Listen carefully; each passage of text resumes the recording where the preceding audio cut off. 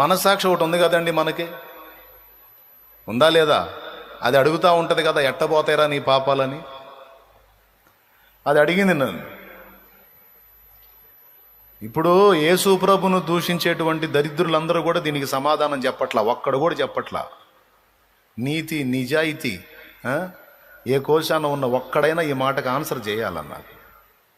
యేసు ప్రబోద్దు అంటున్న దౌర్భాగ్యుడా, నా పాపాలు ఎలా పోతాయో న్యాయంగా సమాధానం చెప్పురా నీచ చక్రవర్తి అని అడుగుతున్నాను నేను. ఎవడినైనా సరే చెప్పురా, నా పాపాలు ఎట్టబోతాయి చెప్పు, ఏ న్యాయం ప్రకారం పోతాయి, ఎవడు తీసేస్తాడు చెప్పు, నా పాపాల కోసం బలైన వాడు ఎవడో చెప్పు, నా దోష శిక్షను మోసేవాడు ఎవడో చెప్పు, నా పాపముల నిమిత్తం పాప పరిహారార్థమై ప్రాణం పెట్టిన వాడెవడో, న్యాయం ప్రకారం నా మీదకి వచ్చే శిక్ష తన మీద వేసుకొని మోసిన వాడెవడో,